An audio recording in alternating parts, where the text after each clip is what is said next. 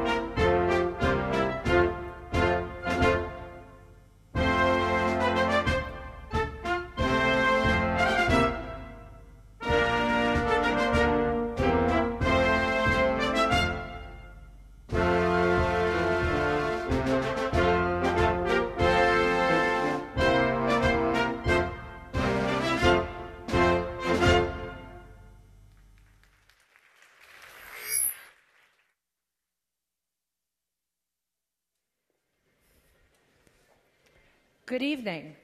It's truly a joy to be with you tonight, to see some of you again and others for the first time. I've loved every Misk event that I've been part of because of the energy and ideas and goodwill that all of you bring to the table. Misk Talks have brought together people like you for evenings like this in London, Washington, and soon in Los Angeles, San Francisco, and Houston. But this one is extra special for me because it's in my hometown. So whether New York is home, or your adopted home, or just a sweet place to visit for this week, welcome. I was just telling one of our speakers, as I was reading the bios, I felt like a mashallah factory. Every one of them was so impressive. Mashallah, mashallah, mashallah. So you have a real treat in store tonight. For decades now, young people from Saudi Arabia have been coming to the United States to study, to learn from new friends and new mentors. That's an old story. But what's happening here tonight, this is part of a new chapter where we learn from one another, even mentor one another. Enabled by technology and by a new vision of inclusive dialogue on the platform of the Misk Foundation here tonight. And to share a little bit more with you about what the Misk Foundation does, here's a highlights video.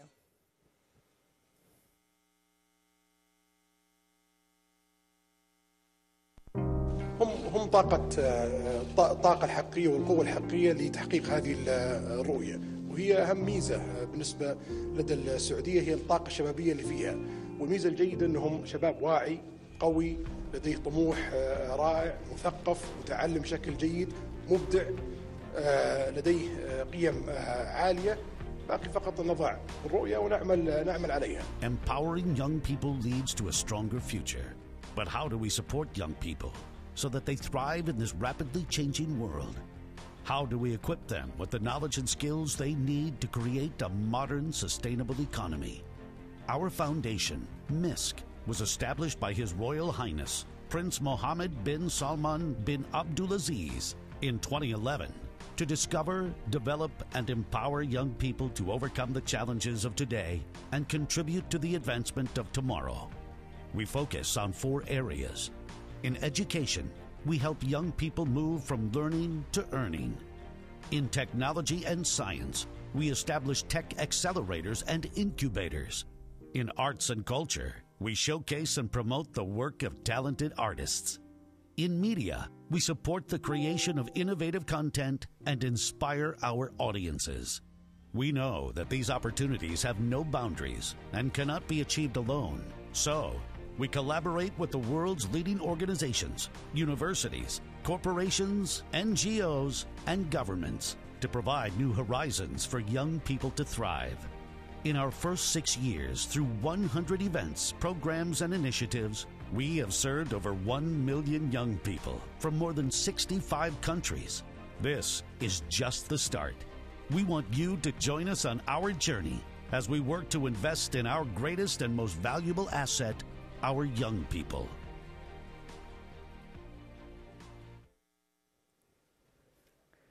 You know, as I watched that video, the 2 things that stand out most among many other highlights is the emphasis on values and on young people as the greatest natural resource. That's you.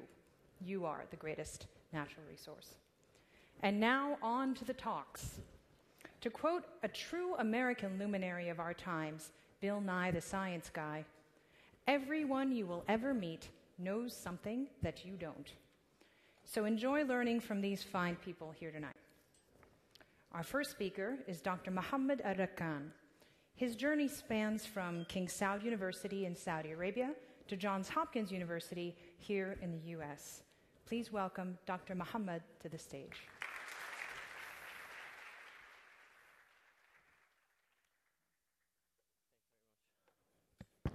Assalamu alaikum.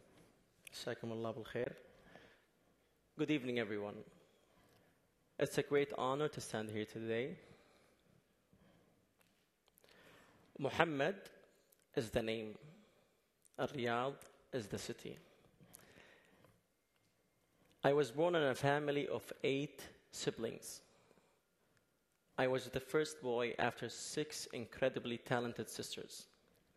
A son of a great father, a doctor too, and an amazing supportive mother. Riyadh School graduate, a King Saud University graduate. After medical school, I started thinking where to go for my residency training. So I came to the US, Chicago precisely, where I did the United States medical licensing exams. Which field should I go to?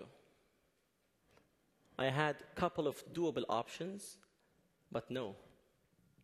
I wanted something interesting, different, and yes, difficult. Why? I wanted to leave my mark. I didn't want to be an average person. I wanted to excel. I wanted plastic surgery, which is the most competitive field in medicine in the US. Oh, for an international medical graduate, it was almost mission impossible. At least that's what I was told. So, from Chicago, I moved to Baltimore, and I joined the VCA program, the Vascularized Composite Allotransplantation program at Johns Hopkins. I wanted to learn about research and use it as a pathway to plastic surgery. That's what I had in mind, but it was far from reality. When I started my research fellowship, we had many ongoing projects, and each fellow had to be in charge of at least one main project. So I took the lead of the preclinical phase transplant project at Johns Hopkins. We do trials on animals before we translate the results to humans. This project had proven quite difficult and had seen little progress after over a year of work. So, within few months, we performed the first successful preclinical orthotopic osteocutaneous face transplant at Hopkins. In other words, we transplanted the face of one pig into another. That was the easy part. I had to make sure that the pig survives. So after each surgery, I had to spend the entire night in the cage, monitoring the pig and clearing the airway every 30 minutes for 2 years. It was a teamwork, very challenging, but we did a great job. We published the model. We developed the CAPE novel technology for reconstructive transplantation. We minimized immunosuppression for our patients, and etc., many other things. The following year, I applied to the plastic surgery residency, competing with more than 300 applicants for only 4 positions. With the support of my government, my family, my mentors, and most importantly, the hard work, I matched into plastic surgery at Johns Hopkins. Thank you. So, once a dream, now a reality. My life has changed. Yes, my life has changed. Soon after, I joined the Johns Hopkins hand transplant team, and I was changing people's lives. Let me share one story with you. This young man is a US soldier. His name is Brandon Morocco. He sustained a severe injury from a roadside bomb, and he lost both arms and legs. And by the way, he was the military's first quadruple amputee ever to survive. When he woke up at Walter Reed's hospital, he was glad and blessed that he is still alive. But he wanted more. He wanted real arms. And as soon as he was told that it could be done, he was in all the way. So Brandon came to Johns Hopkins and underwent bilateral arm transplantation. For those who have not heard about arm transplant, basically we take the arm from a brain-dead donor and connect it to the patient. This is our team performing the double arm transplant. It's a huge team, 16 plus surgeons, residents, fellows, technicians. You're talking about 25 plus people. 4 teams working at the same time, led by the great surgeon, Dr. Andrew Lee. double arm transplant can take between 15 to 20 hours. What happened to the patient? The surgery went very well. With good physical therapy, he was already doing push-ups in almost 1 year.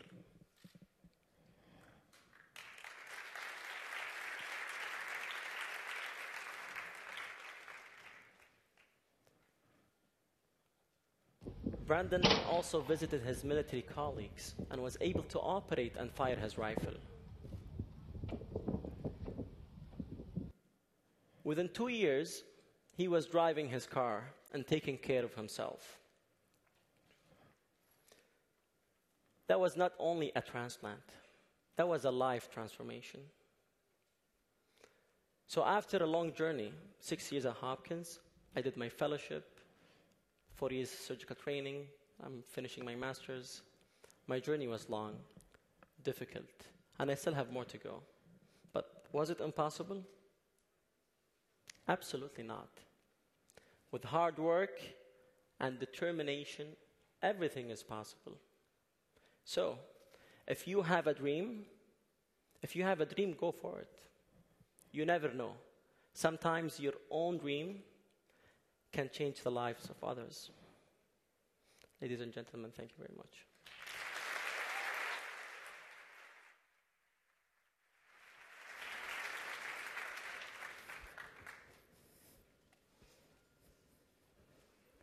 Wow, that was unbelievable. I couldn't even pronounce half of the things that he said he was doing, and it's truly a moving story. Thank you, Muhammad. Next up, Lena Nasser. She's executive director of the Chopra Institute, where she's focused on holistic, systemic, and innovative approaches to human health. Please welcome Lena to the stage.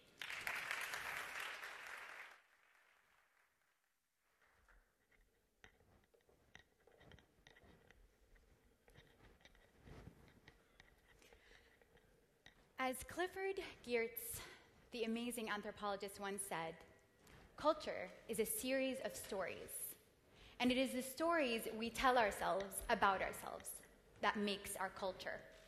I want you to ponder that as I share with you my story today. How are stories informing our society? How are they potentially locking potential? And in this setting today, how are they unlocking potential? 1997, I was 7 years old in Lahran, Saudi Arabia, my home country, and I was sitting in my class. It was 7 with a bunch of 7-year-olds, and our teacher asked us, "What do you want to be when you grow up?"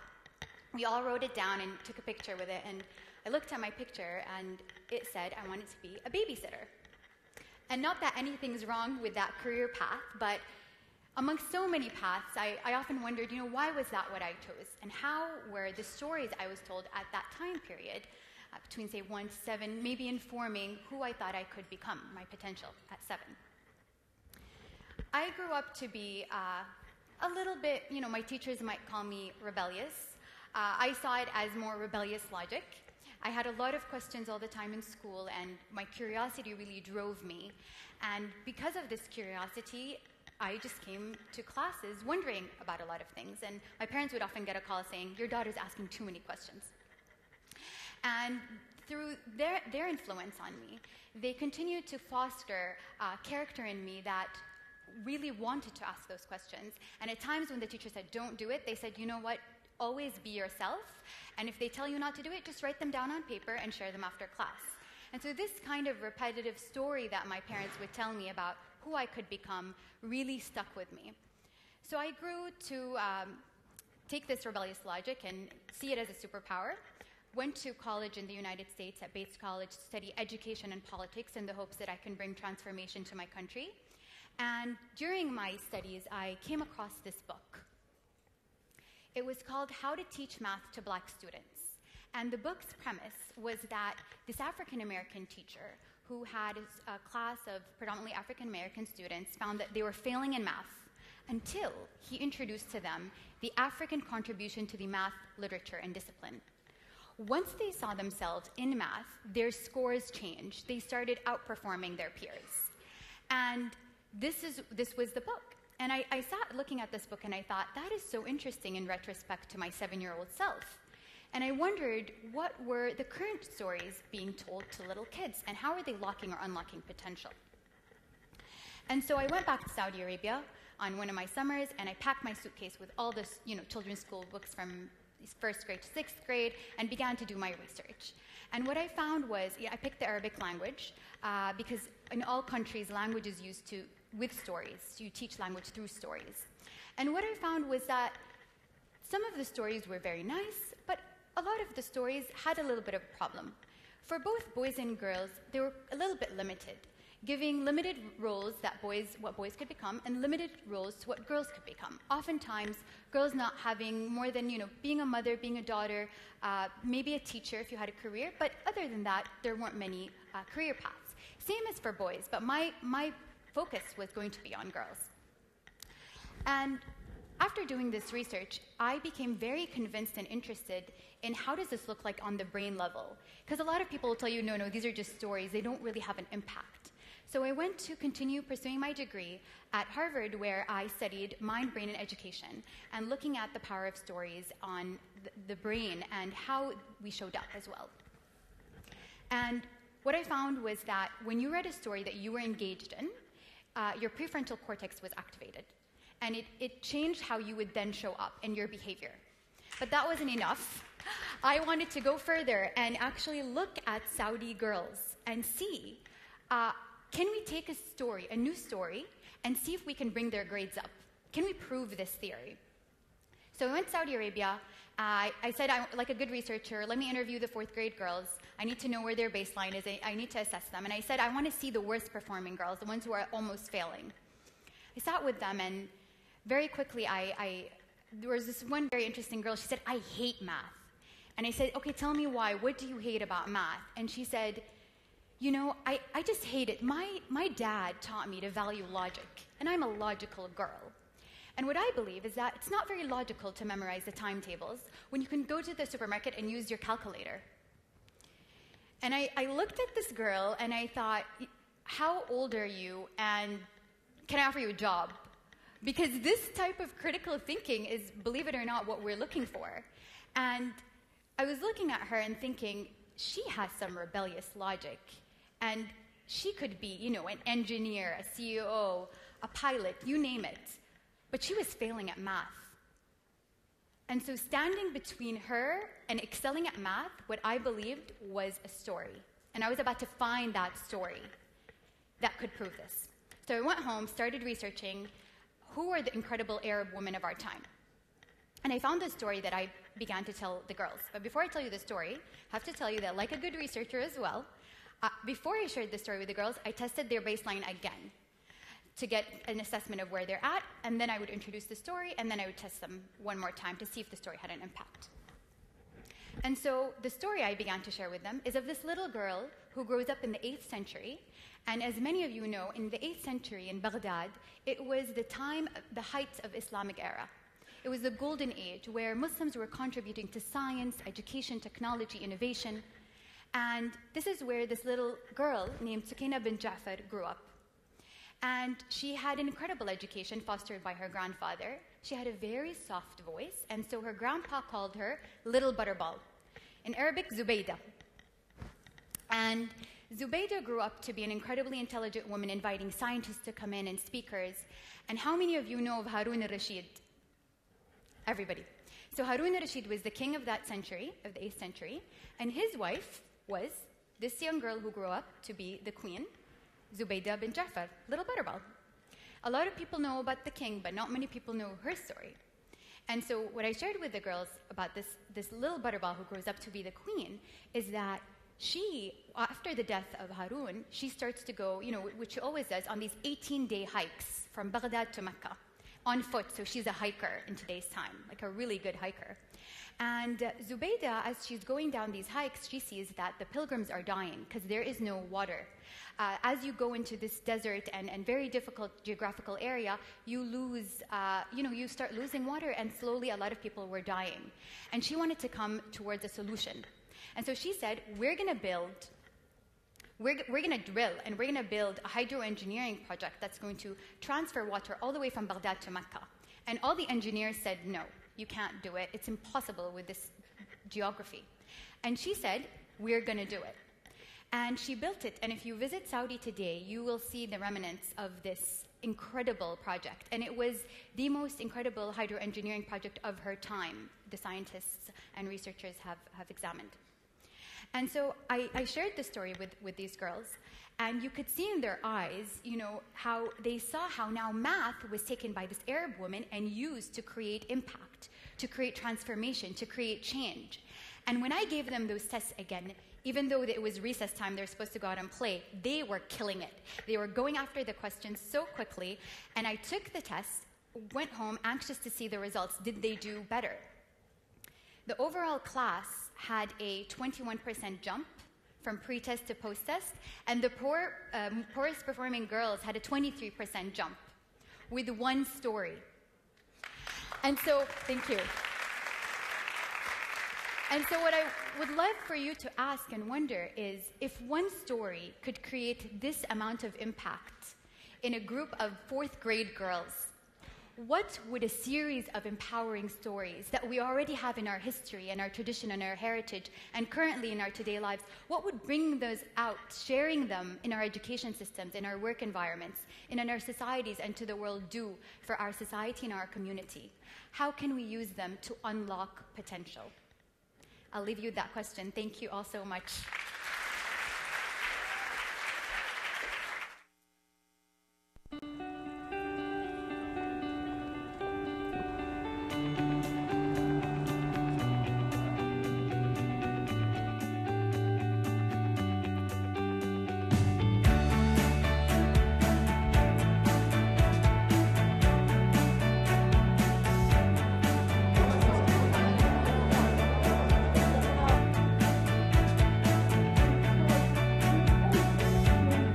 اليوم كان في أكثر من الحديث عن تجارب شخصية، عن تجارب أشخاص عايشوها، عن تجارب أشخاص كانوا يتابعونها، وعن تجارب أيضا أشخاص لاحظوها في مجتمعهم وحولهم، فحبوا أن ينقلوا هذه الفكرة للمجتمع البريطاني اللي كان موجود اليوم، وأيضا إلى زملائهم من الطلاب السعوديين.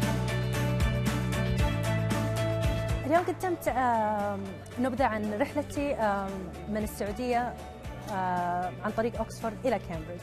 كانت يعني تجاربي خلال هالرحلة كطالبة غير بريطانية وغير مقيمة في بريطانيا أساساً، تدرس في بريطانيا في 2 من أفضل جامعات العالم اللي هم أوكسفورد وكامبريدج.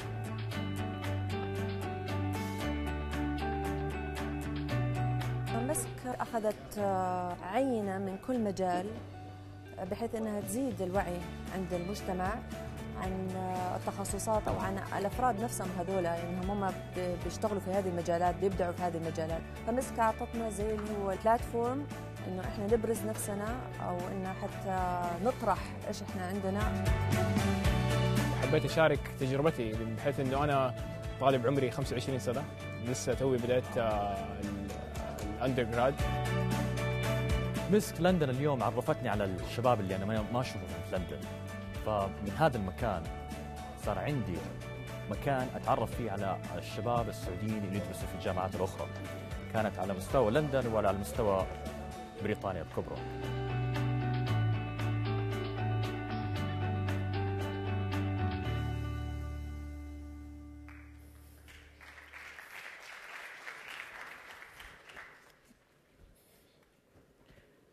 Our next speaker, Emma Yang, started her career as an innovator when she was 13 years old. That was a year ago. At the age of 14, she's created apps that help Alzheimer's patients and others in different medical contexts, coded with her own hands. Please give an especially warm welcome to Emma Yang.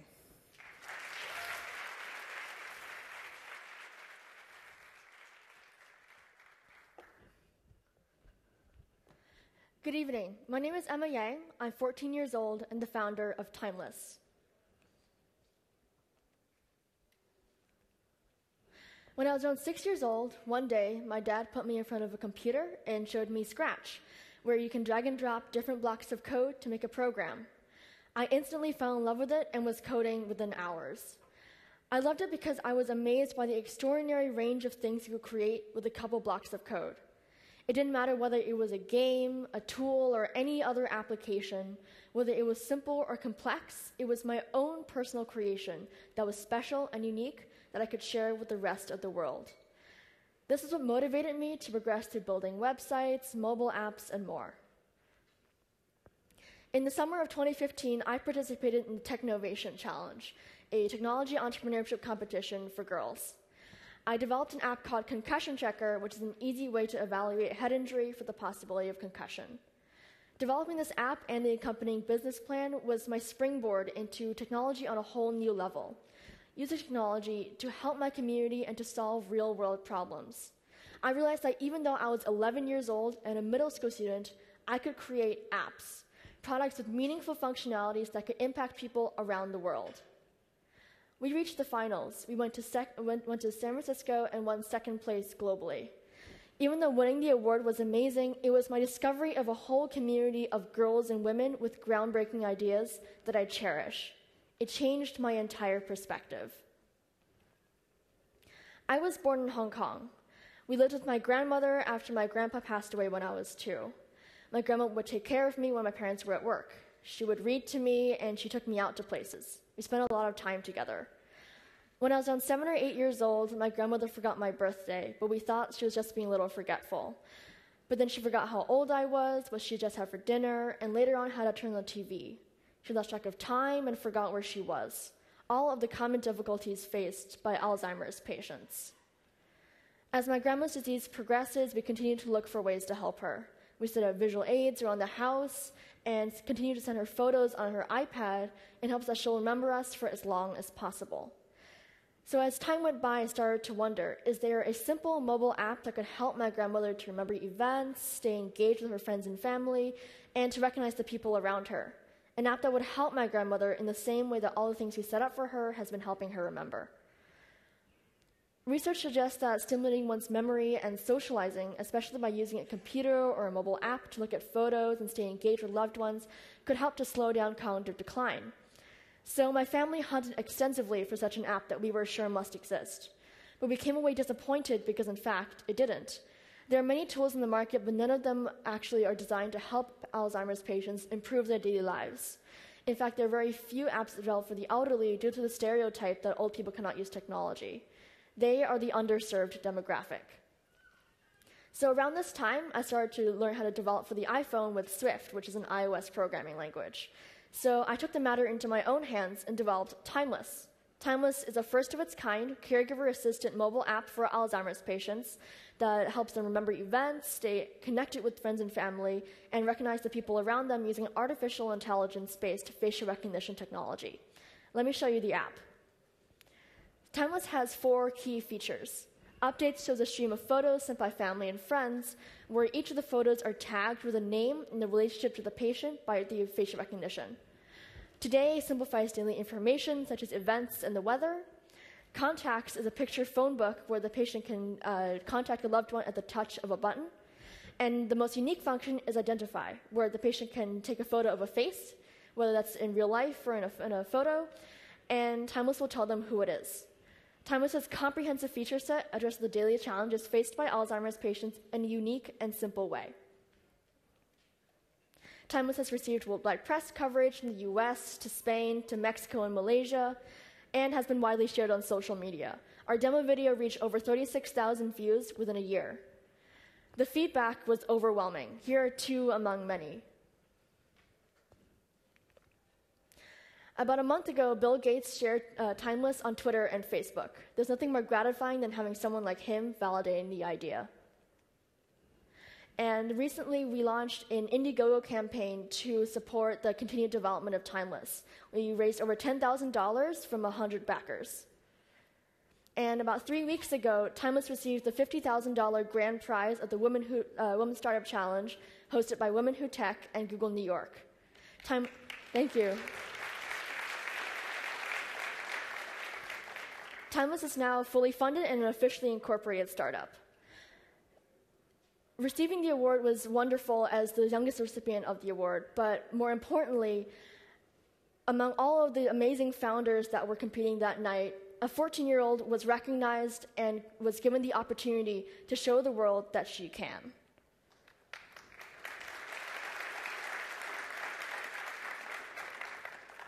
So right now, Timeless's phase 1 is currently under development. Last year, I just revamped the UI to make it more elderly friendly, and I'm coding the front end. And now I'm working on developing the back end, and I'm targeting to finish and complete the app by the middle of this year. Once that's done, I'm going to be rolling out a pilot program, collecting feedback, and then starting phase 2. And the next steps for Timeless are to add music, translate the app into Chinese and Spanish, and to add gamification to allow the patient to jog their memory. So phase 1 that I'm working on now is foundational, and phase 2 is short-term goals. But recent research also indicates that language and mobile usage could help in predicting Alzheimer's, which brings us to the long-term visions for Timeless. I want Timeless to be a research platform where we can collect data on mobile usage. What if we track and monitor a non-Alzheimer's and an Alzheimer's patient? Could we actually find signs of Alzheimer's? Could we use machine learning algorithms to detect Alzheimer's earlier? The possibilities are endless. My experience tells me that anyone at any age can make a difference when they are driven by purpose. You don't have to be a doctor or a politician to affect change in the world. Solve the problems you see around you. Solve the problems that matter to you. Creating Timeless makes me believe that when you're determined to solve a problem for your community, your mission and your purpose drive groundbreaking ideas. Thank you.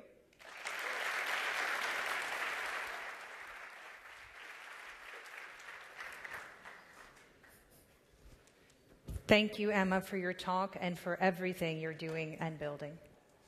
Abdullah Al-Matouk is a PhD student in computational science and engineering at MIT.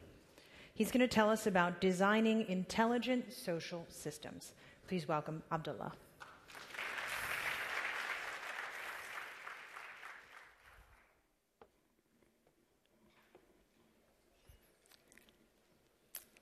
So, my research is motivated by what I think is the biggest problem in the world. And no, I don't think it's poverty or war or climate change. I think the biggest problem we have in the world is how can we get people to make good decisions and see them through? That's it. We can solve climate change tomorrow if we are able to get our act together, come up with a good solution, and then get everyone to do what they are supposed to do to solve that problem. But it's not that easy. So how can we design social institutions and human organizations that are creative, productive, and cooperative to solve our most serious challenges? Well, for me, we can draw inspiration from how artificial intelligence works. These AI systems, they are extremely successful these days. And if you look at how they actually function, you'll find that they consist of these decision-making units, these circles that you see, and sometimes they call them artificial neurons. But they are really just primitive decision makers. And these decision makers are connected and trying to solve a problem. And they have a lot of data about the problem that they are trying to solve. But as well, they have a lot of data about their performance and how they are actually trying to solve that problem. And then there is the learning part. And the learning part, you might have heard of deep learning or machine learning. All that they mean is that there is feedback to these decision makers with an incentive to reinforce the connections that work and diminish and weakens the ones that don't. And then if you repeat that for millions and millions of times and you have a huge amount of data about this problem, eventually these primitive decision makers become extremely sophisticated decision makers. And collectively, they can solve extremely hard problems like self-driving cars. So what do we need to design intelligent social systems? Well, we need two things. One thing we need is data. And thanks to the digital breadcrumbs that we leave as we interact with our digital world, it really opened the doors for all types of scientific discoveries. It led to the emergence of new fields of science, like computational social science, which is a computational and a mathematical theory of human behavior. And the second ingredient that we need is incentives.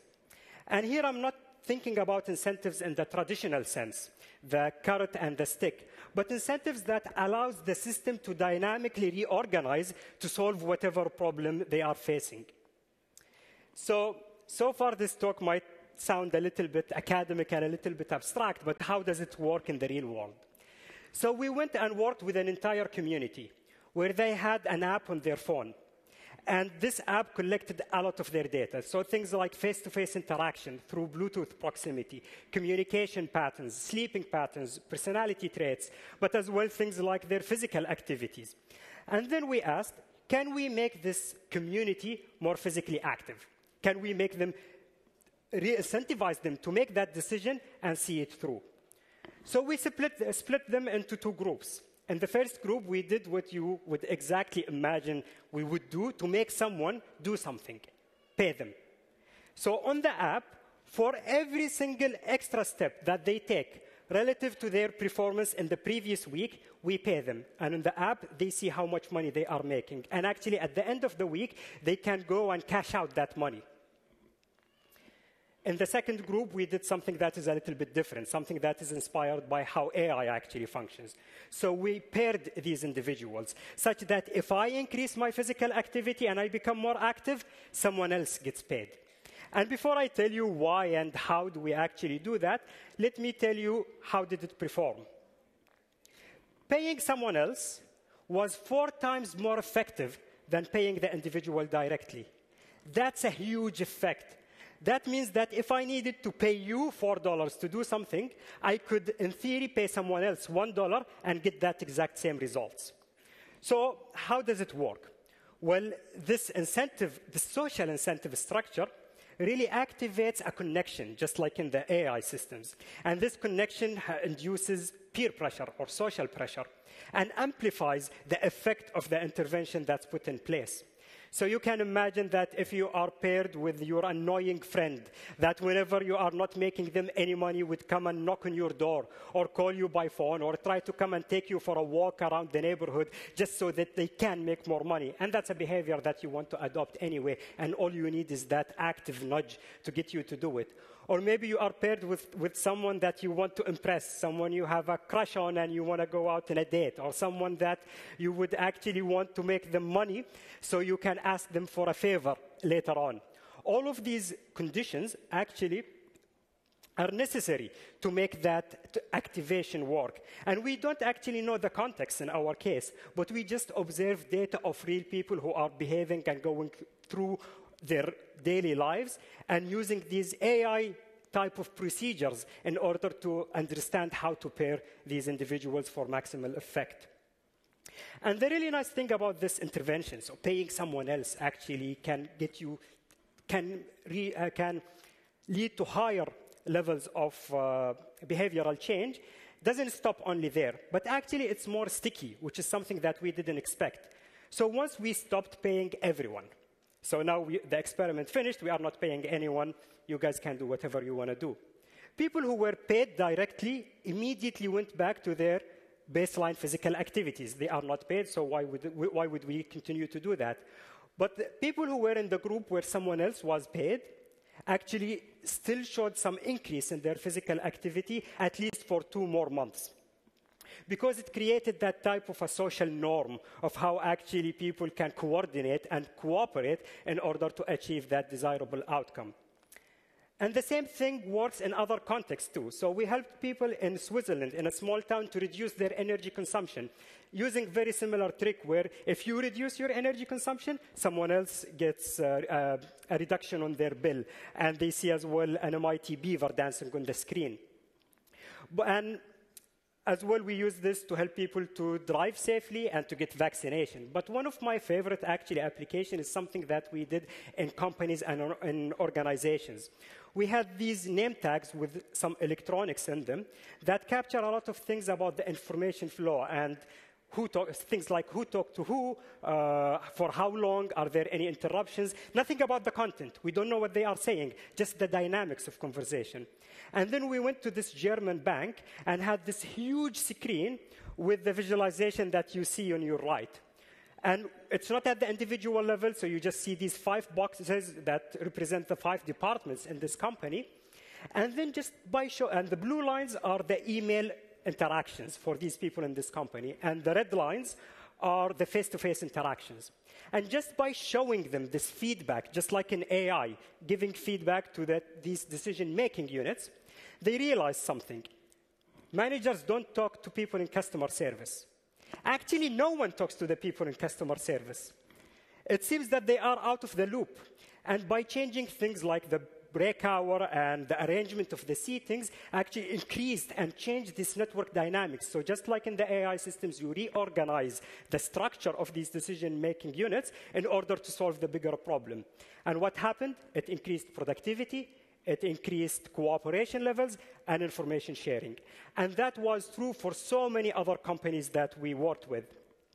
That eventually one of my colleagues founded a new company called Humanize that exactly does that full-time. People analytics using these dynamics and giving feedback in order to be able to reorganize. So the message that I want to leave you with is this. As we design things of the future, as we design the cities, policies, and social systems of the future, we need to make them data-driven and dynamic, because these are the attributes of a system that can survive in an ever-changing world. Thank you very much.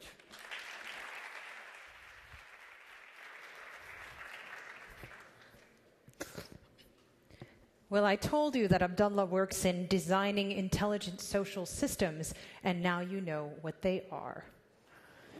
Our next speaker, Karim Abu Khadra, is a college student at Columbia University who makes time for a very active life as a social entrepreneur.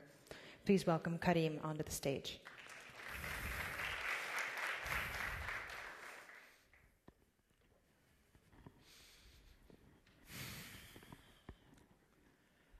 So how many people in this room have at some point had an idea, a passion, or anything they've wanted to pursue, whether it's in the arts, music, sports, or building a startup that they never ended up pursuing? Can I just have a rough show of hands if you've ever had something you wanted to do and you've just never gone for it?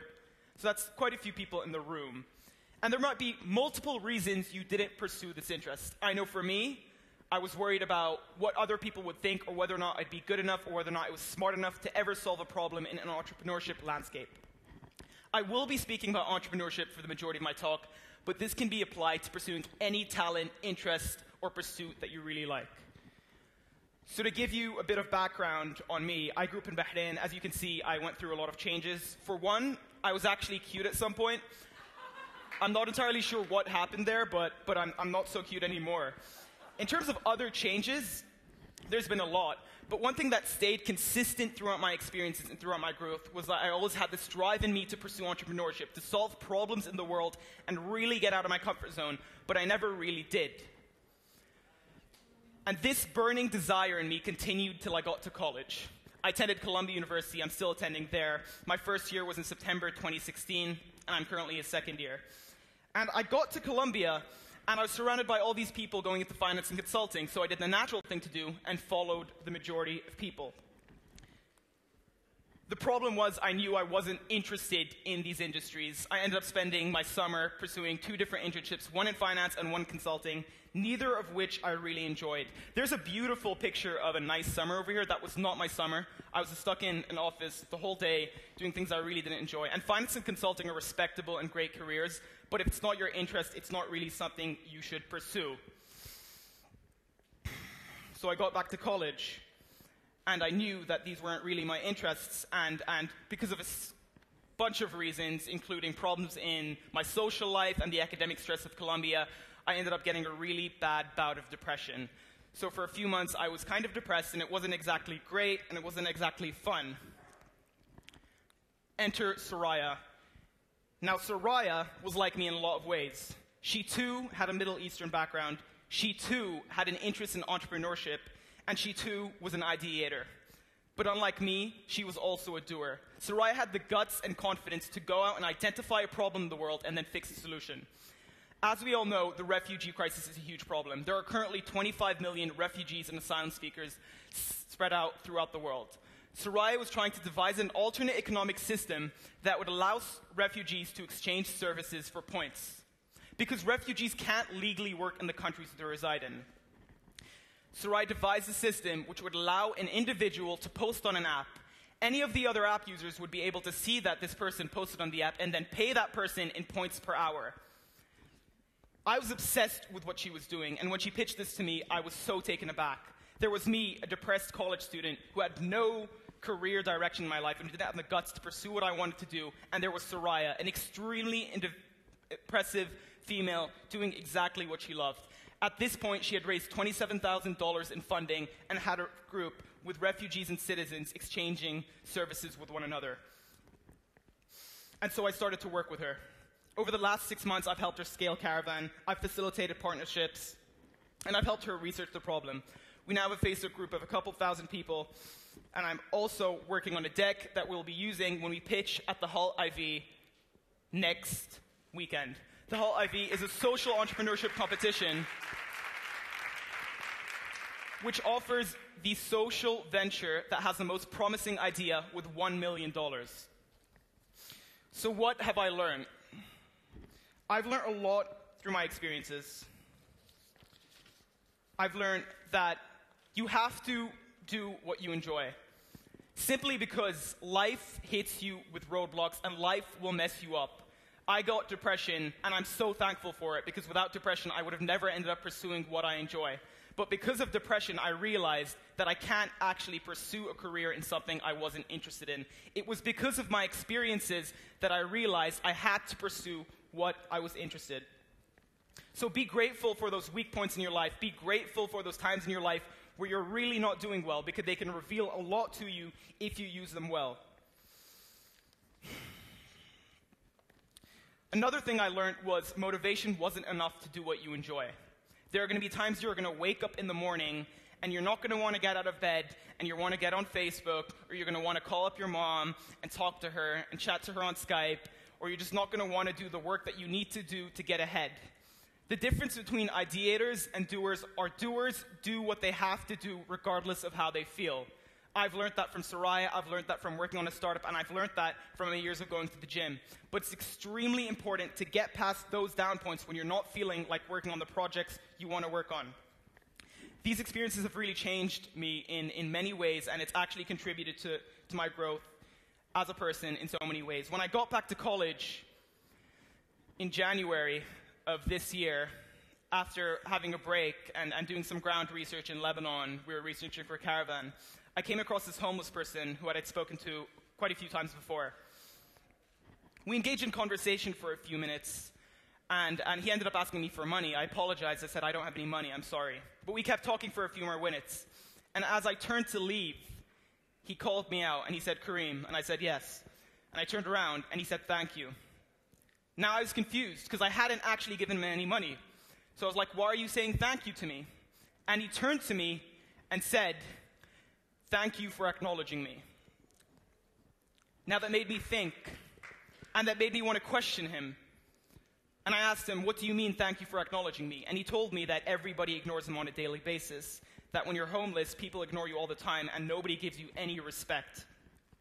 And he looked at me and he said, I want to thank you for actually giving me your time and actually talking to me. And that did something to me. Had this been a year ago, I would have talked to him for a few more minutes and then gone back to my room and did my homework. But because of my experiences with Caravan and my experiences with Soraya, I learned the importance of doing. I learned the importance of going from an idea phase to doing phase, and how important it is to execute your goals. So instead of just going back home and doing my homework, I decided I was going to spend the next few months researching the problem. So over the course of this year, I've been volunteering at different shelters and soup kitchens and talking to people to really understand the problems homeless people face. In addition to doing that, I've decided to actually pursue a completely different venture. What I'm doing now is I'm starting an Instagram and a blog where I'm going to share the stories and experiences of those in the homeless and low-income community. So in addition to trying to understand the problem, research the problem, and develop a tech solution, I plan on sharing their stories. I started that blog today. The individual over here is my friend. I see him at the homeless shelter I go to every week. And this is the story he shared with me. I would encourage all of you to have a look at the story page where I actually share the stories of these individuals so you can get a better sense of the experiences that these people go through. To wrap up on some of the rules I've shared, the vast majority of the rules I've shared aren't actually incredibly insightful. We all know that we should do what we love. We all know that failure makes you grow. We all know that depression can make you grow if you use it correctly. We all know that it's important to not listen to the naysayers and to do what you want to do.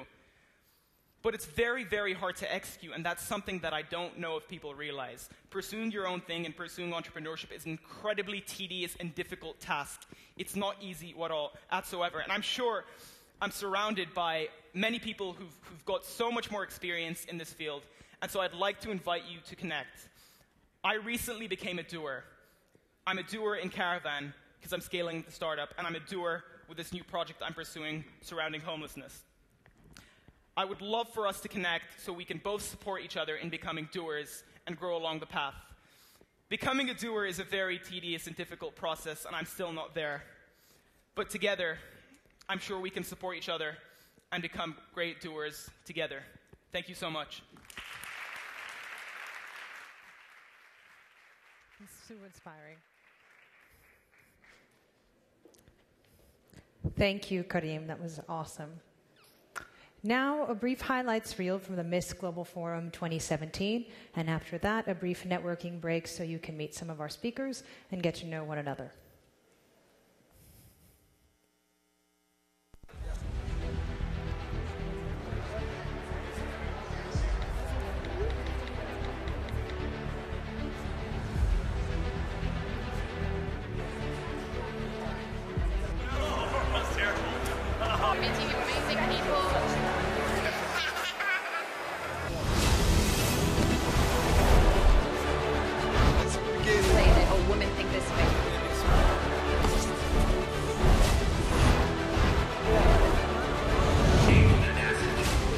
To make the world a better place for everyone. Don't ever let somebody else tell you what you can't do.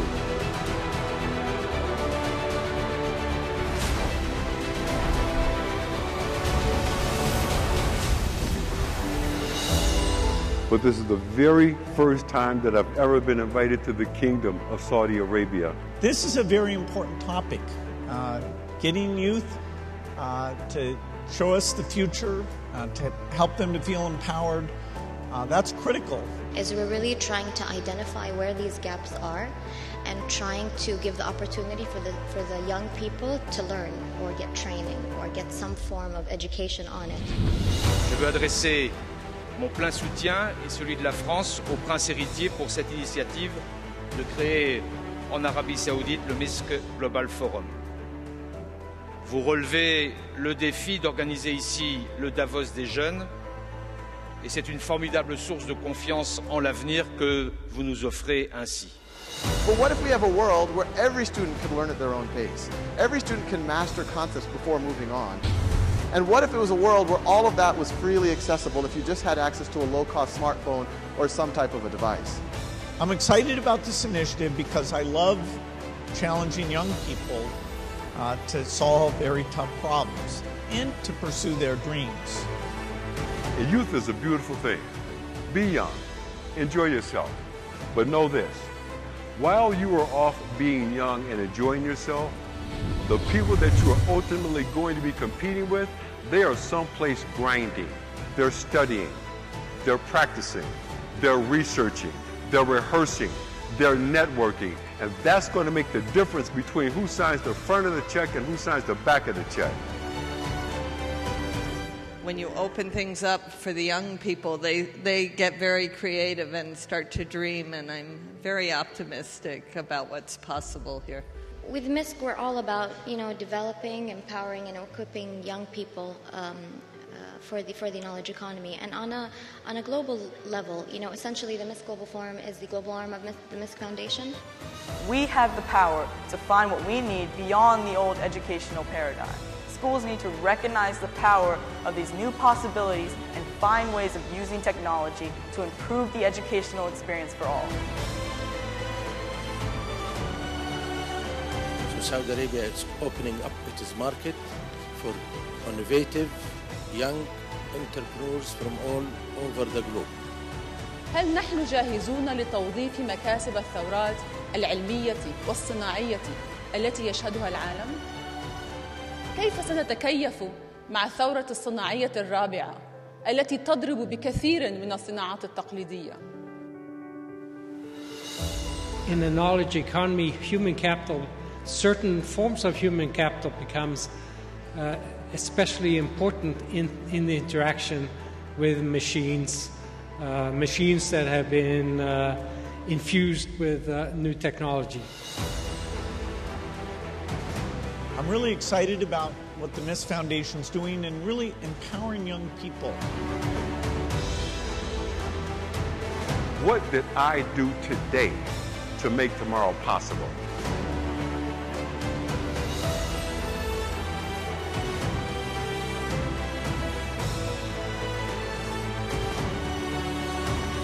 الطاقة الحقيقية والقوة الحقيقية لتحقيق هذه الرؤية، وهي أهم ميزة بالنسبة لدى السعودية هي الطاقة الشبابية اللي فيها، والميزة الجيدة أنهم شباب واعي قوي لديه طموح رائع، مثقف متعلم بشكل جيد مبدع، لديه قيم عالية. باقي فقط أن نضع الرؤية ونعمل عليها. الشباب بلا شك هم أهم روافد هذه الرؤية وتحقيقها.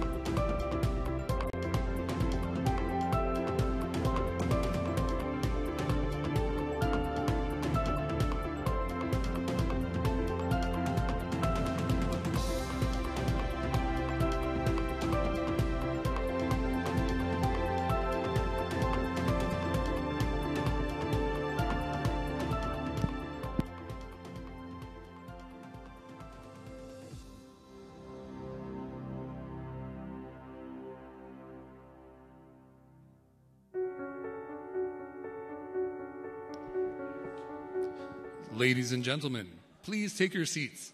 Our program is about to resume.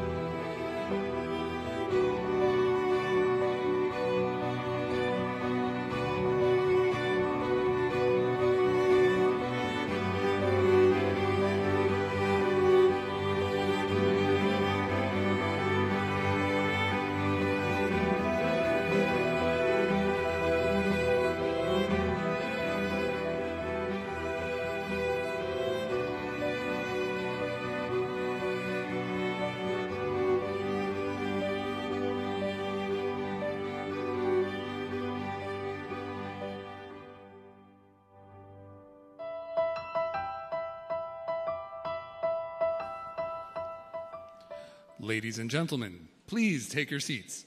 Our program is about to resume.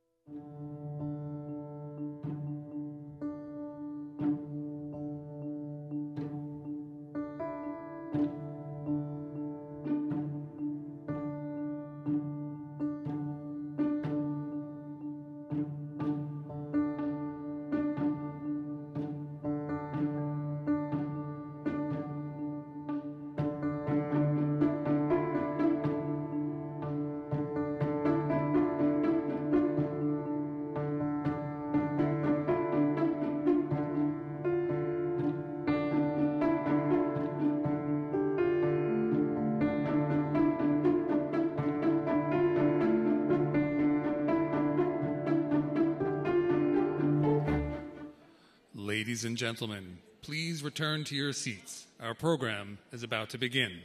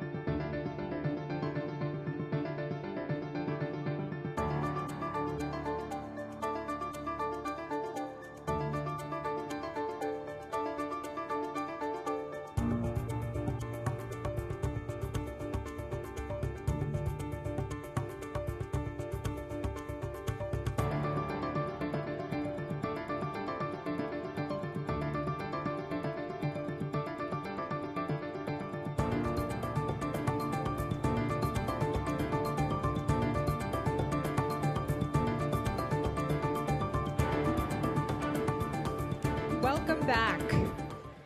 Thank you, the few and the proud who made it here on time. I know you heard from Karim that he's telling these amazing stories about the homeless people he meets around New York City. I asked him to share the Instagram handle in case you want to find them. The Instagram handle is @ForgottenNeighbors. No space. So if you want to check it out, it's on Instagram @ForgottenNeighbors. Our next speaker is my very dear friend. She's the CEO and Chief Innovation Officer of Women's Sphere. Please welcome to the stage Annalisa Bellares.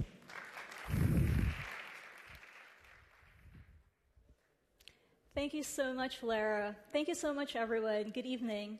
It is such an honor for me to be part of Misk Talks and to be part of this visionary philanthropic organization founded by Prince Mohammed bin Salman.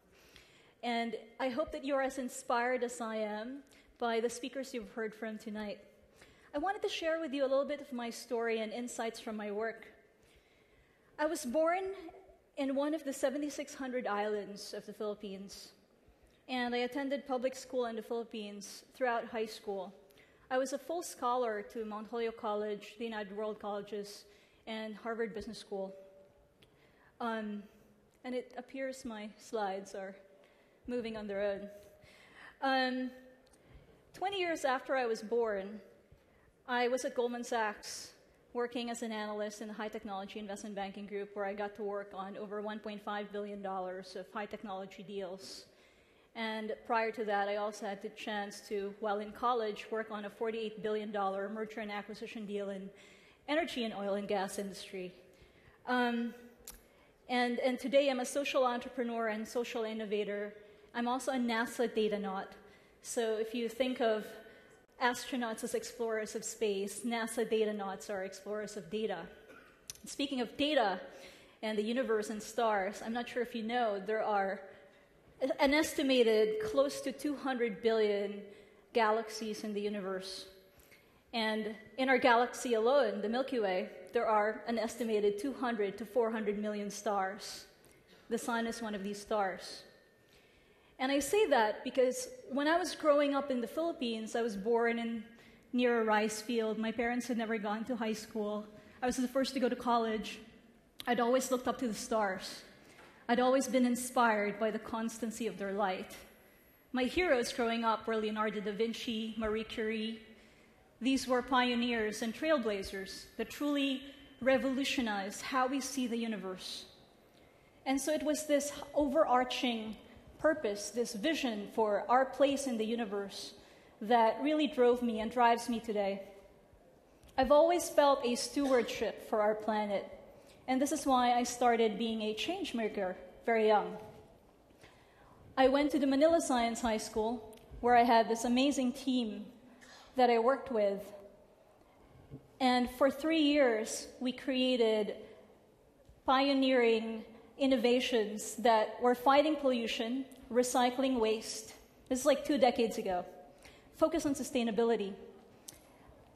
And we started with a simple problem way back then. I was like 13 years old.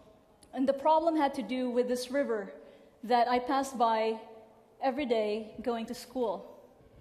It was the Pasig River, and it smelled a lot. Fish were dead, and the economy around it was stagnant. And we asked ourselves, what can we do to clean up the river? And this question around how we can solve a problem as 13 and 14-year-olds led us to create an innovation that was an anaerobic system that reduced the pollution load of effluents from factory waste that was being dumped into the river. I mention this because very early on, I realized that you can be a leader and an innovator at any age, and you can come from anywhere in the world and be able to create change. You can come from a country like the Philippines, which 20 years ago, the Philippines was not one of the fastest growing economies in the world as it is now. And because you can come from anywhere and create change, this makes my view of the world truly hopeful. When I was at Harvard Business School, one of the things I learned was the importance of listening. The case study method basically promotes listening, and active participation in conversations and in problem solving.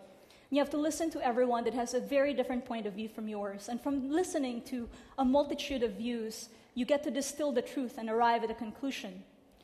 And it was through this process that I thought about what would be important to build that could really make a difference in the lives of so many, and that could truly affect and help drive progress towards important goals that our planet's facing, like the global goals for sustainable development. There are 17 goals for sustainable development that we, as nations, as change makers, have to accomplish by 2030. They start with ending poverty, they go through, promoting gender equality, and we are nowhere close to those goals. And so it's a very important question to ask. How do we enable half the world's population, women, to fully participate in creating the future and to be co-creators of achieving the Sustainable Development Goals? There are multiple forces in the world right now between the challenges that we face, the fourth industrial revolution that is reshaping societies and economies, climate change and its effect on nations, inequalities that are rising all over the world. And if we leave women performing below potential, underinvested in, we won't achieve our full potential as humanity. And so the work I do now is focus on unleashing that potential so that half of the world's population can be fully participating. Women and girls can be full and equal participants in shaping the future. We are building an incubator network that is meant to democratize access to mentors, to networks, to sources of inspiration like yourselves. We have an innovation leadership lab that is scaling through digital technologies and media, inspiration and the sharing of stories of role models so that others can hear about stories like yours and like ours and be inspired to create change no matter where they are in the world. And we convene leaders through summits and conferences, and we actively work together in partnership with institutions, with men, so that we can promote and accelerate gender equality.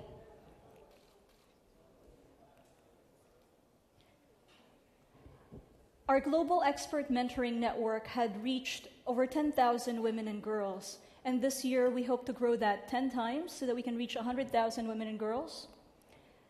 And we do this through global initiatives around coding, the arts, and video, as well as a global mentoring program that enables access to leaders like ourselves so that we can reach women and girls, men and boys all over the world that are connected to the internet. It's truly important that we're in this together, and we're so much stronger when we're able to promote collective intelligence and inspire collective intelligence to create solutions to problems that we face in the world. It's also important for us to inspire change makers at all levels of society.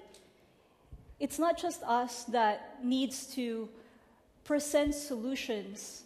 The strongest solutions in the world that we see are the ones that are created by communities that are facing the problems themselves. And so think about and imagine what the world would look like if we had half the world's population fully participating in creating the future. Thank you.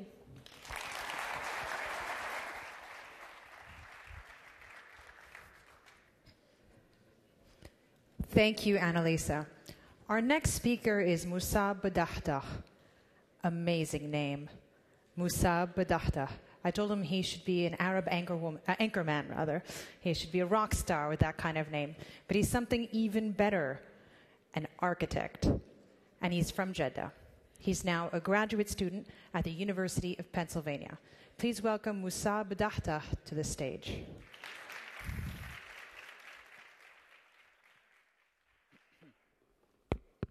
Hi, everyone. First of all, I'm glad to be here, and I'm grateful for this opportunity. I'm going to talk about advancement of technology in design and fabrication. But before I start, in my undergrad, when I started as a computer engineer. From the first class of Java coding, I just hated it and I moved to architecture. I'm going to come back to this point like very later. I enjoyed my study in undergrad as an architecture, and when I applied to here and I started my architecture degree, it was very informative, beyond what I expected, and I learned a lot through this. I assume most of you, when they were coming here, they just like Google Map the Plaza Hotel, you get the red pin and followed that. If the hotel is represented by a pin on a map, so what if we moved the Plaza Hotel, for example, to Philadelphia? Would that make a difference? I don't think so, because you're just going to follow the pin. So that triggered a question of research of my last year at the school. What if we can actually build a house that is relocatable, so you could take it anywhere with you? That sounds like really crazy and ambitious. But this is how things kind of start. So we started to looking if we design this little tiny house as an experiment.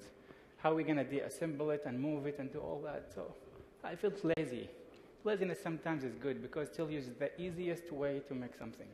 So we said, why it's not a floating house? So just room in the water. Literally. So we started working on this idea, but we have a lot of constraint, the weight, the material, but it's a house. We wanted to use a concrete and deal with the concrete as if it's a very lightweight material. So that's where computation and design came in process. So we tried to have a very geometric shell that self-sustains itself as a house, and it's a light, and it could resist the water. So through our research, we found a lot of interesting materials that could work with the concrete. We finally managed to have this kind of house structure. It's 7 times stronger with almost less material than the usual building, like by 4 times.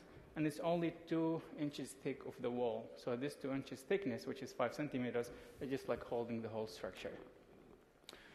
Then once we kind of figured that out, we thought like, okay, what this could do in our daily life. Instead of living in land, we could inhabit the water. So you're literally living in the water. If you want to take a break, if you're just like by a small town or cities, or even if you just like get annoyed by your neighbor, just like go away to another neighborhood and just enjoy your time. So this is kind of a city versus a city, and it's totally different topology. There's no roads, so either you're going to swim or, I don't know, go with the house. And also you could assemble a couple of houses in front to have like a yard, and then you have your front window open so you can literally go outside, enjoy the weather. We looked into specific cases in Venice and London, where like kind of living boats taking place. So it's not in open water, it's like a small tiny river bases, and lakes. This house, as the way it's been designed, is kind of really advanced tech. So we have integrating all of the Internet of Things and this technology. So the house, it reads when you come to the house, so just the lighting, the temperature. It's like integrating Alexa on every aspect of the house. And it's a driverless house or autonomous. So you just like pick up the location that you want to go, and it will just drive its own. I think it's a little bit more safer than Uber autonomous car that hit a lady last week. So in order to do this kind of complex geometry, normal ways wasn't helping a lot, because in order to just make the last piece formwork, like on this scale, it would take up to 3 days. We just managed to do it in 3 minutes. So what we're doing, we're just cutting the styrofoam pieces to make a formwork for the concrete casting, and then we just like cast the concrete and take it out of it. Human versus machine. We understand how the machine works, but it doesn't understand. It does what it does unless we tell it. So no problem that robots are going to take over the place unless you install artificial intelligence without any constraint. So we tried and worked, and we managed to get these thin shells in many different forms, structurally stable, standing on their own, even though kind of dividing the whole kind of geometry into pieces, so when you put them together, they align one single geometric piece. And we've been doing some tests with concrete. Just we're trying to get the concrete to do something it's not supposed to do. That's like one of the second researches that we've been doing. And then after I finished this project, I was told, like, if you're willing to join us as a research assistant at the lab. So I'm doing this as part of my OBT right now. And the house should be constructed over the summer, but there is no rules for on-water housing or residency. We were that crazy. So we went to the second project from the class to do that, and I have the chance to oversee and observe the robotics production for this house. Then another project coming. We are just looking into the most ancient basic material, the clay. So instead of using it as bricks, we just 3D printing the clay in different ways. So there's a couple of tests that we tried to make. We're just trying to get it straight up to see the structure and the stability of it.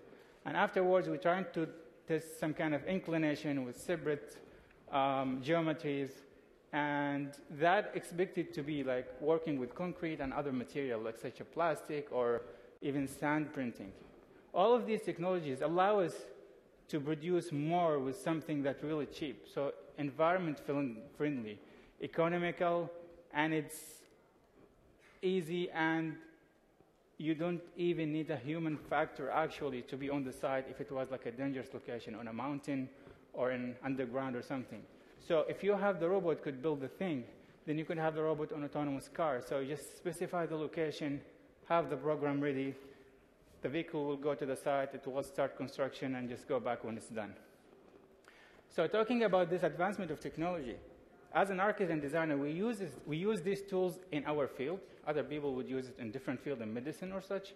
But this is groundbreaking in the way that what gets produced. So most of this research is just taking place on small scales, as a pavilion or a house, as you mentioned. And speaking of the Vision 2030, even New York City and all this kind of economic city that's coming, part of that is teaching this kind of advancement of technology. But what if this to be part of making this vision happens? And all of these, I wouldn't say it's like a future. It's happening now at the moment. And even if it's a future, this future is not that far. And the proof of that is only in 2 days, tomorrow will be yesterday. Thank you so much.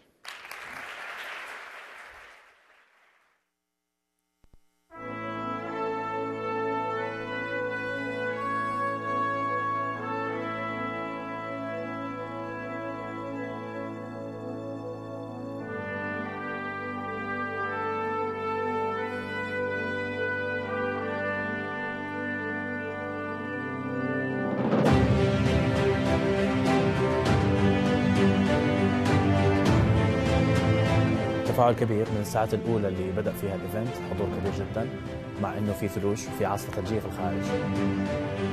الفعالية هذه توفر لي مجال إني أشارك في الأمور اللي تعلمتها، الأمور اللي فعلا أحس إني أبغى الناس تسمع عنها وتعرف عنها أكثر. مسك خلال السنتين بس الأخيرة اللي فاتت استطاعت أنها تجعل منتدياتها مهمة جدا، مهمة لأنها تجمع الناس، تبين للناس وش هي السعودية. أنا حتكلم اليوم عن البيس والتولرنس اللي هو التعايش والسلام. كيف ممكن نحقق هذا الشيء؟ إيش مشاكلنا اللي احنا قاعدين نعانيها الآن؟ المختلف الآن هنا اليوم أنه المنتدى سعودي برعاية سعودية وطنية، وهو للعالم أنهم يشوفون وش عندنا هي السعودية.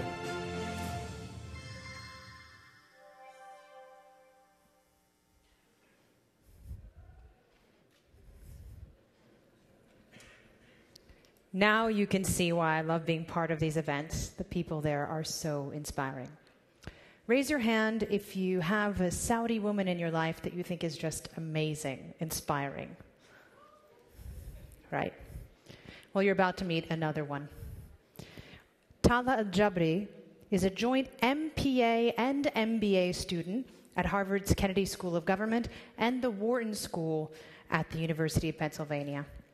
She'll be telling us about women as a source of economic competitive advantage. Please welcome Tala to the stage.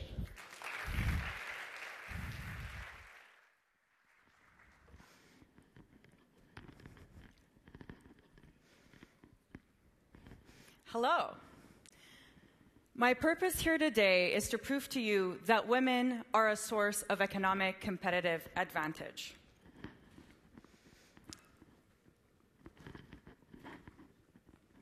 Let me start by introducing myself. My name is Tala Al-Jabri. I'm from Jeddah, and you should know that my mother is my hero. My mother was one of the first women in Saudi Arabia to found her own professional services firm in the 90s. At its peak, it employed over 25 people, and she had 3 different offices. She catered to people like JP Morgan and Al-Alali. My mother is my inspiration, personally and professionally. And in fact, my mother is the inspiration for this question. Are women the key to ensuring a sustainable future for Saudi Arabia and the Arab world?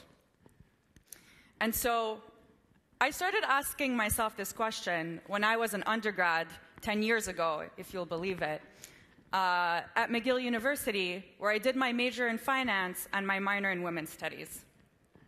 But I didn't really have the opportunity to answer this question until I started attending Wharton for my MBA last year. And so let me warn you about Wharton. If you haven't heard about Wharton, we tend to be very data-driven. And so I really hope I don't bore you with my graphs, but I'll do my best to explain and keep it interactive. But of course, you know, if there's something that you don't understand, I do encourage you to raise your hand. And so let me start by presenting this chart. So what this chart is it's a scatter plot. On the x-axis, you have your social progress index. Your social progress index is made up of a composite of indicators that include things like health and well-being and quality of life. On the y-axis, you have the World Bank's ranking of doing business. And what you'll see here is, if you've ever seen a scatter plot, I imagine most of you have, is that these two factors are strongly correlated. And so what this tells us is if we want to have economic advantage, we actually need to be socially progressive as well. And you can see that the correlation is very high. So just to give you an example, a correlation of 100 would be perfectly linear. And so looking at this more specifically, when we look at the doing business rating against women's equality, we equally find a strong correlation. There is a strong positive correlation between how well we do economically and women's equality.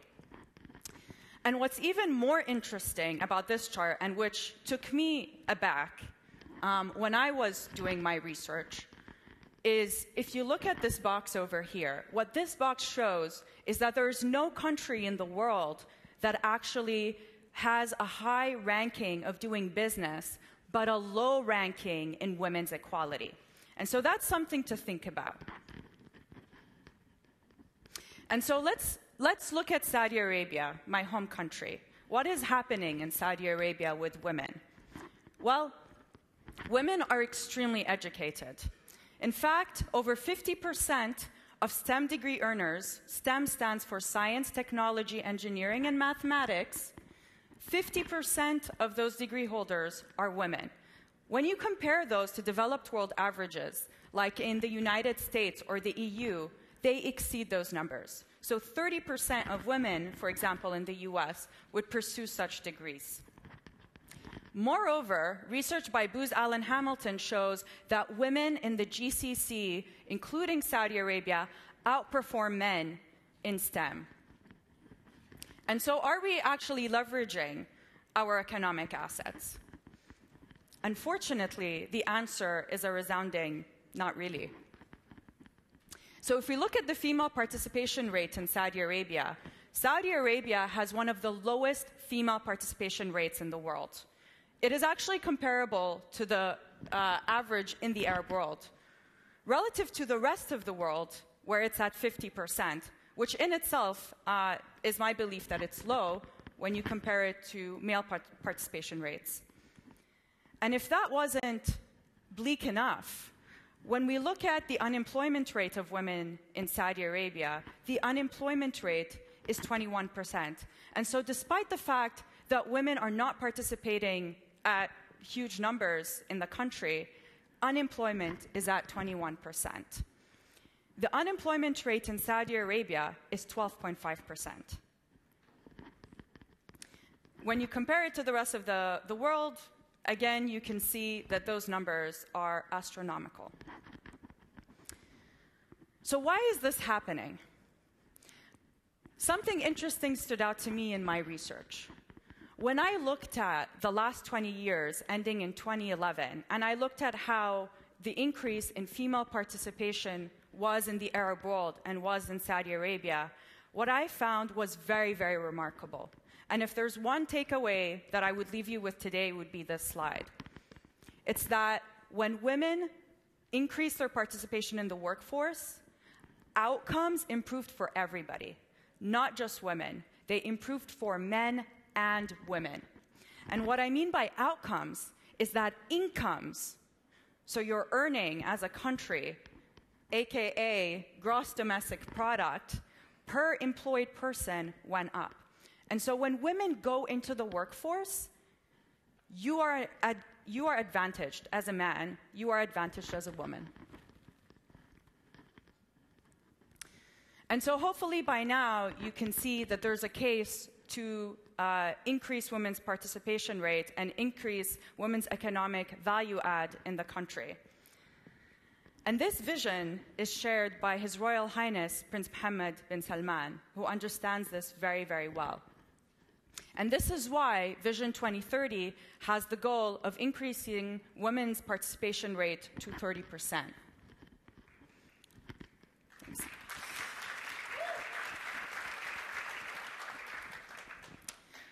Research by the Global McKinsey Institute looked at the Arab world. They asked themselves, by the year 2025, if we were to do three things: 1, increase women's participation rate in the economy; 2, move women from part-time to full-time jobs; and 3, move women into more productive fields, what would the impact on our economy be? And the result is that it would be an additional $2.7 trillion for the Arab world. My research shows that in Saudi Arabia, it would add an additional $300 billion. And so to put that in context, that is the size, the economic size of Chile. But is economics sufficient to leveraging the competitive advantage of women? Hopefully by now I've proven to you that women are a competitive advantage to us. But is increasing their participation rate sufficient? Let me remind you of this slide that I pulled up earlier. There is a strong link between social progress and economic outcomes. And so in order to empower women economically, we must also empower them socially.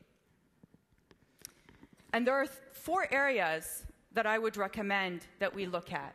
Number 1, legal protections.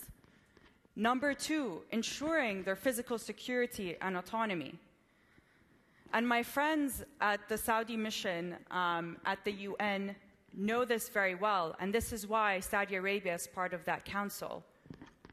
Number 3, equality in work, which we've talked about quite a bit.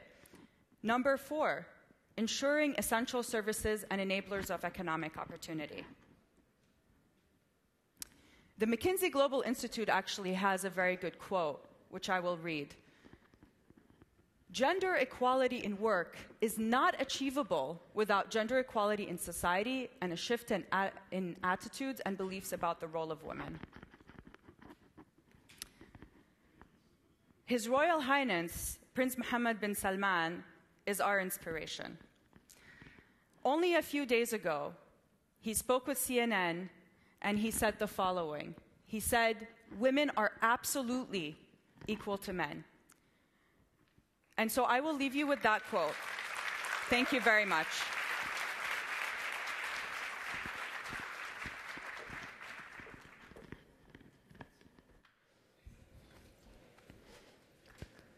Thank you, Tala. Back in 2007, 2008, I got to spend some time with the women at the Jeddah Chamber of Commerce and Industry, and they're the ones who showed me the strength and capacity of the Saudi woman. I'm so glad that the rest of the world is also starting to see that story.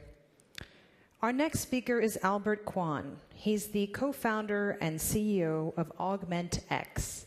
He is both a medical doctor trained at Harvard and a heartfelt entrepreneur. Doctor plus entrepreneur makes doctorpreneur. That's a real term, and he's going to tell you what that looks like in his experience. Albert, come on stage.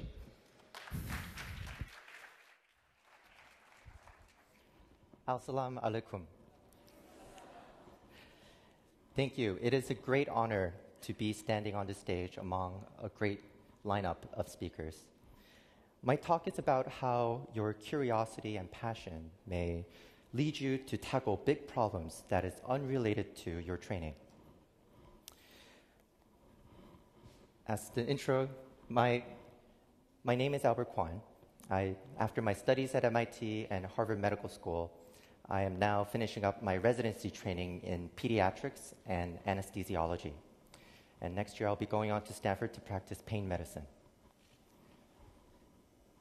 Last year, I had the honor of being recognized as an MIT Solver for a Global Brain Health Challenge. And today, I'll share you how I embarked upon that journey.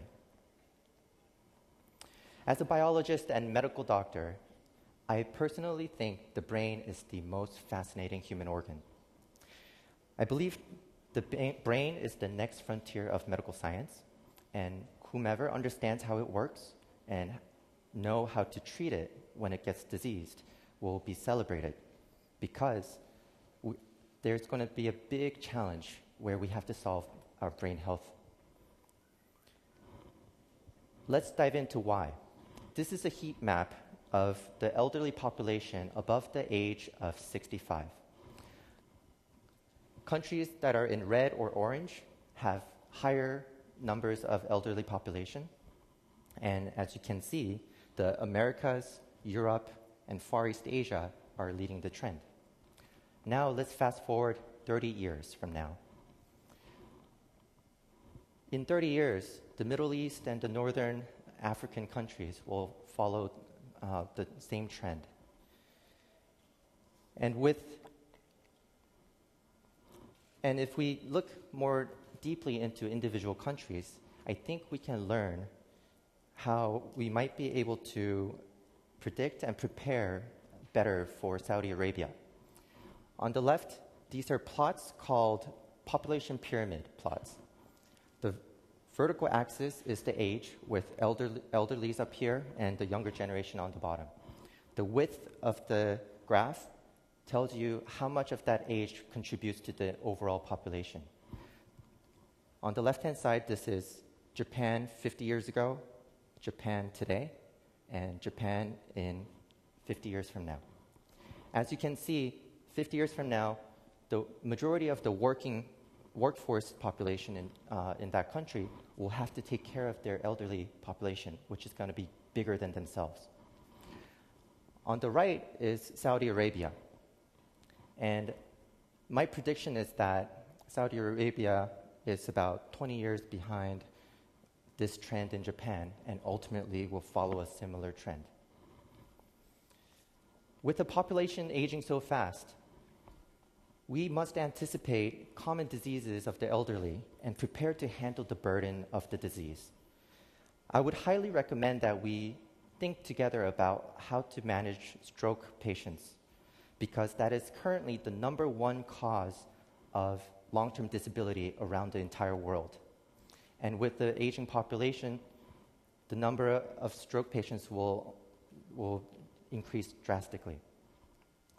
Stroke is when a blood flow to a part of the brain is interrupted and that part of the brain gets injured, commonly leading to difficulty moving your arms and legs and thinking properly and forming memories. Stroke is so prevalent that in our lifetimes,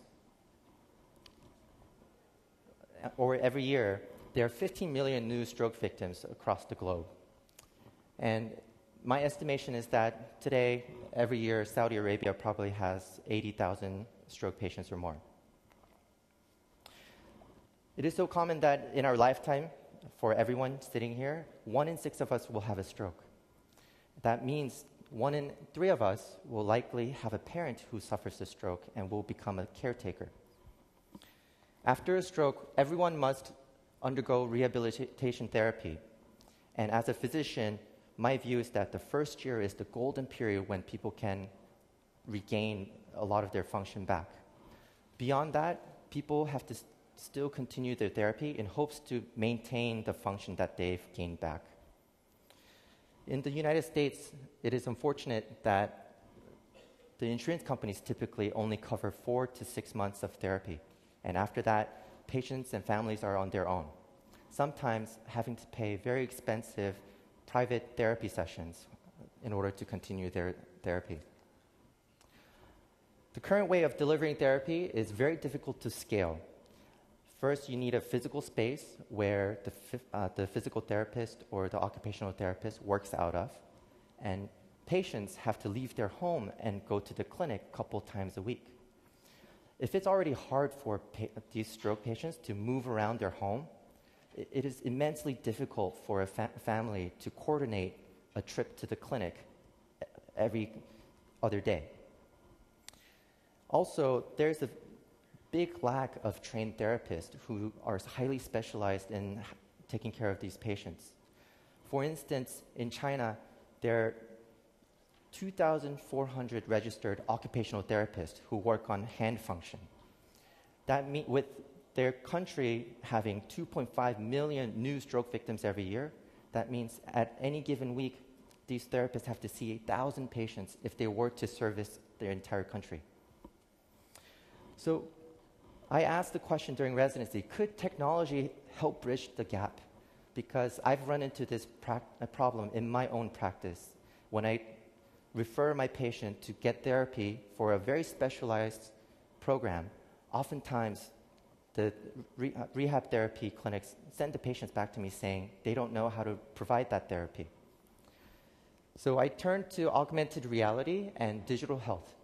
Augmented reality might be a new term for you, but you may have heard of virtual reality, where you put on goggles and immerse yourself in a virtual world.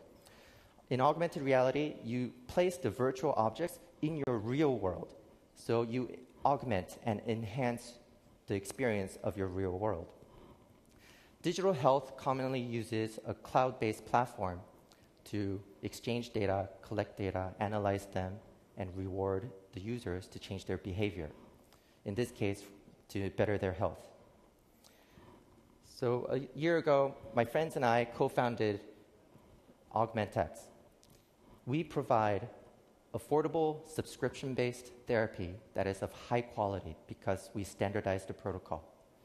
And we have a digital assistant who talks to the user and prompts what step of the therapy they should do. We provide access 24/7 around the clock from the comfort of the patient's home. And lastly, the data that we collect becomes a service on its own because patients want to know where they are and how they're getting better. Here we'll show you a demo of what our therapy looks like in the augmented reality world before I close the talk. Hello, my name is Julie, your digital therapy assistant. Welcome to Augmentex Rehab Therapy. Today, I will show you 2 exercises for stroke as a demonstration. Let's assume you are a stroke patient with weakness in your right arm. First, we are going to work on mirror therapy. This is a visual cognitive motor exercise to make your brain believe your impaired right arm is better again. Some patients recover faster from stroke when they include mirror therapy in their stroke rehab. Keep your impaired right arm by your side and out of sight. Now, put your healthy left hand about a foot in front of your eyes. Then you will see a virtual right hand appear. Slowly move your normal left hand and watch the virtual hand respond as if there is a mirror down the middle. Imagine in your mind and try to feel that you are moving both of your hands as you watch your left hand and the virtual hand move. All right, let's do 1 set of hand exercises together. Remember to concentrate and feel both hands moving. We are going to make a fist and open the hand a total of 10 times on my instruction. Concentrate on the virtual hand and try to feel the movements in your own right hand as you perform each repetition. Okay, start with an open hand. Open your left hand and keep your real impaired right arm by your side, but concentrate on the virtual right hand moving normally. Feel the movements as you see them. Make a fist. Open your hand.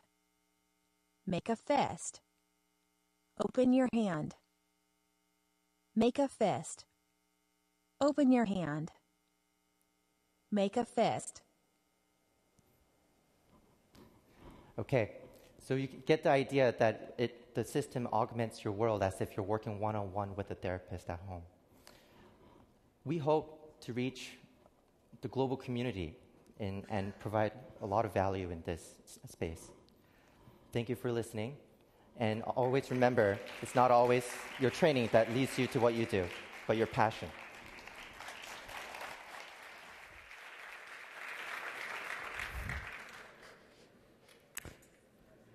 That is some very cool technology. Do me a favor and give me a round of applause if you've been enjoying the talks tonight.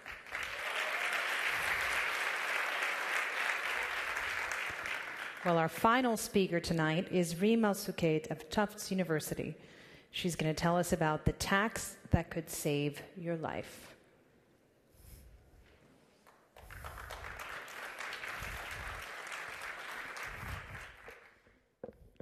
All right. Good evening, everyone. So how's everyone's energy level? Give me a thumbs up or a thumbs down. Okay, great. We're almost done here. So my name is Reem Al-Sukaid, and as you can tell, I'm a graduate student at Tufts University. The title of my talk is The Tax That Could Save Your Life. You see, I'm a food policy researcher by training, and my goal today in this talk is to convince you, whether you're Saudi or not, of 2 things. First, why this is such an exciting time to be doing research in Saudi Arabia. And second, how that research can really contribute to expand our human knowledge. So around this time last year, I had passed my comprehensive exams and I was looking for a research topic. My biggest dilemma was 2 things. Do I do my research on a US-based topic and just focus on graduating as soon as possible and going home? Or do I do my research on something Saudi-related? I was listening to the news and all the amazing transformative changes that were happening in Saudi Arabia.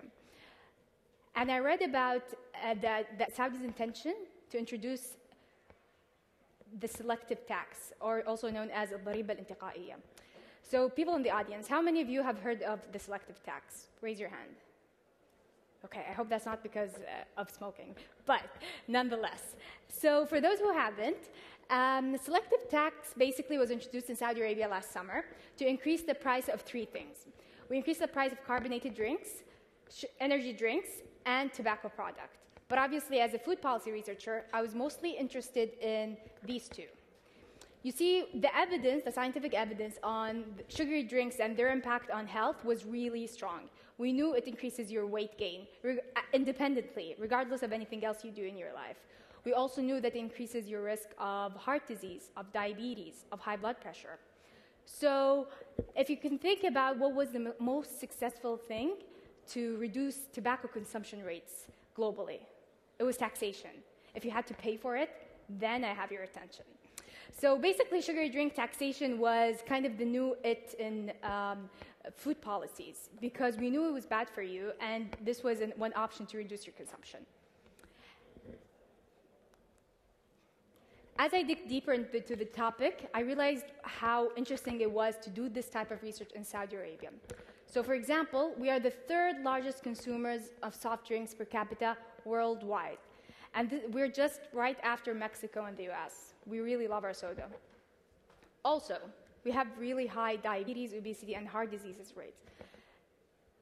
Lastly, the cost of diabetes is projected in this one estimate to go up to $43 billion. That's billion with a B. So it was obvious that this is going to be really costly on government spending and healthcare in the future. So imagine if this tax could actually lower your consumption, or how much that reduced consumption can affect our health outcomes and the future of our children. These are exactly the type of questions I'm looking at my dissertation, and I can't wait to share the results with you. You see, sugary drink taxation is new, and we don't really know how it works in real life. The only other places that we're doing it were Mexico and a couple of states in the US. So I felt like this was a really good opportunity to use a natural experiment that was occurring in Saudi Arabia to contribute to the body of knowledge and what we know.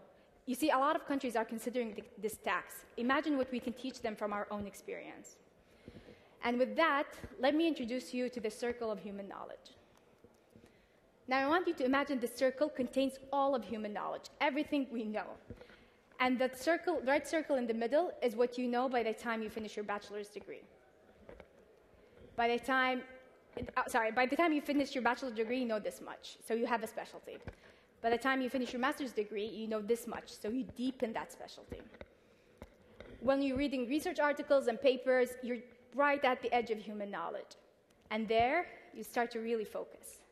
So, for example, you could do a PhD like me and kind of really try to answer a question for a couple of fun years. Until one day, you finally make a dent. And that dent is called a PhD. Now, obviously, to me, it feels like, oh my God, I'm breaking into new territories, uncharted, this is phenomenal. But in reality, it's a tiny dent in the circle of human knowledge. You can see it right there. So it's important to know that we really need to keep pushing and really need to expand what we know. And this is where I think that with Vision 2030 and all the changes that are happening in Saudi Arabia, we have an excellent opportunity to contribute to this circle of knowledge. Let me give you specific examples. Think about the upcoming women driving in June, and think about the impact that could have on women access to the labor market, or on roadside congestion, or on family dynamics. The questions are really endless. Or, for example, education reform and all the new policy initiatives that are being carried by the Ministry of Education. How could that impact student performance? What can we teach the rest of the world of how those policies impact student performance? And lastly, the phenomenal work being done by Princess Rima bint Bandar, encouraging Saudis to exercise and lead healthier lifestyles. I genuinely believe that if we don't use these opportunities and study them and research them and share our experience with the world, we're really missing out on a huge opportunity to expand the circle of human knowledge. And for those who are skeptic, let me go back a second.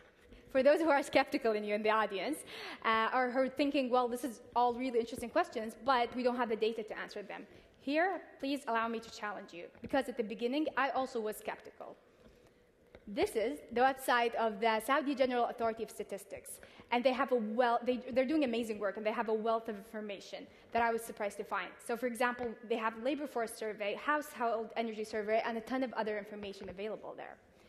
And even if that does not answer your research question, maybe this is the opportunity to get really creative and come up with a different way to answer it. You see, I've seen studies that use Foursquare check-ins, Twitter feeds, cell phone signals. We are only limited by our imagination. So do not let that deter you from tackling a Saudi topic. Now, I'd like to end my talk with a call to action. I've been in the States for too long, I can't help it. But, so I know a lot of fellow researchers, whether here or back home at Saudi institutions, who care deeply about these issues and really want to investigate them. But they've been discouraged by either worry about data availability or access or granting approvals. And this is truly a missed opportunity. So to the decision makers in the audience, to the government employees, to the school principals, to everyone, I know there's a big push for data transparency in Saudi, but we really need your help to be able to do more. So first of all, share your data, and more importantly, share your problems. We are happy to help. We need to activate this feedback loop between researchers and decision makers. We can't work in our separate worlds anymore to be able to solve our daily problems. So definitely use us as a resource for you. We can do the hard work and help provide you with the best available scientific evidence. And to everyone else in the audience, especially those who are not interested in research, I urge you, the next time you see a researcher or a young college student comes to you and asks you to complete a survey, please say yes. Give us your time. Thank you. Give us your time because think of it that you're investing in the future of Saudi Arabia and the future of that circle of knowledge in expanding it. Thank you all very much.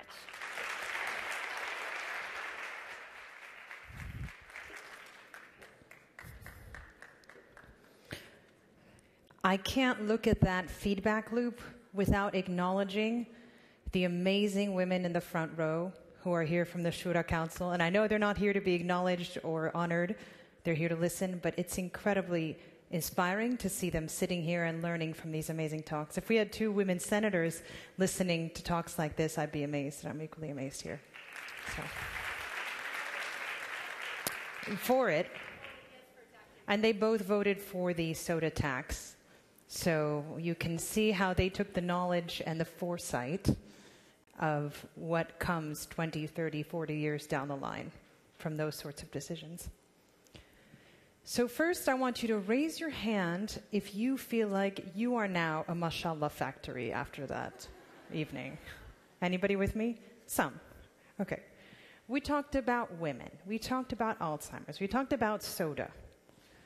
Now raise your hand if there was something here tonight that connects to your life and the things that you care about. Double hands. We have some double. Some we don't have enough hands. People wish they had more hands. Okay, some of you. Some you didn't. That's okay. But enough of you that the following quote definitely applies. Richard Rohr, one of my favorite writers in the United States, says, "If we know anything at this point, we know that we are all in this together." The people that you heard up here tonight aren't just speakers that you saw on stage one March evening in New York City. They are with you in the trenches of the things that you care about. Maybe they're approaching it a slightly different way. Maybe they're working on a different angle. But they're part of your tribe. And you just heard from about a dozen people. How many more were in the room? So everyone in this room is part of that. I don't think they'd be here if there weren't. I just want to leave you with that thought. As many of you know, the Misk Foundation works on world-class events around the world. But it also takes part and represents its work at events back home for the local Saudi community. So we're going to end tonight with video highlights from the Misk Foundation's role at this year's Al Junadiriyya Cultural Festival in Riyadh. It was opened by His Majesty King Salman bin Abdulaziz. Thank you so much for being with us tonight.